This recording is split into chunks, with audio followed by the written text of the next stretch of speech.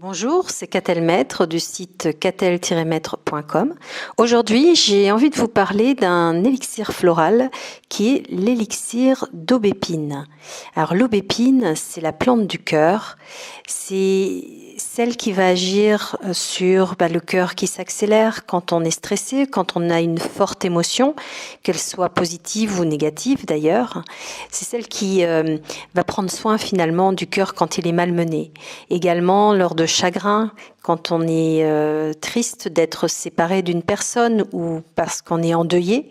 Dès qu'il y a, ou un enfant par exemple qui s'en va loin de chez lui et que les parents ont du mal à supporter cette séparation, l'aubépine va prendre soin des cœurs qui sont chagrinés.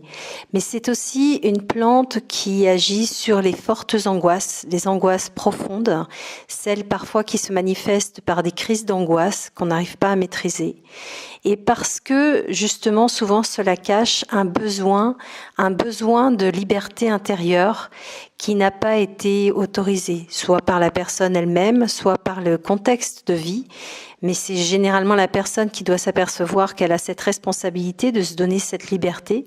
Et l'élixir floral est là justement pour l'aider à franchir ce cap, pour aider à se libérer de ce besoin de liberté.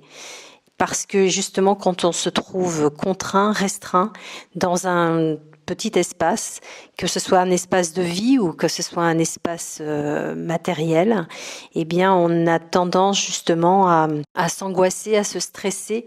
Et finalement, ça vient dans l'inconscient, on ne sait pas pourquoi. Ça peut venir à l'écoute d'un mot, ça peut venir en respirant une odeur, ça peut venir en étant dans un endroit qui nous rappelle un autre lieu qui aura déclenché la première fois justement cette angoisse de ne pas être libre.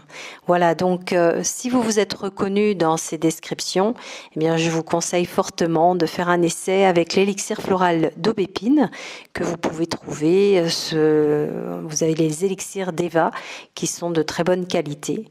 Il suffit pour cela de prendre 3 gouttes sous la langue, 4 à 5 fois par jour, en agitant bien la bouteille, enfin le flacon, c'est un flacon de 10 à 30 millilitres, ça dépend ce que vous voulez faire et sur la durée, mais agitez bien le flacon avant de les prendre, hors repas, et toute la durée du flacon.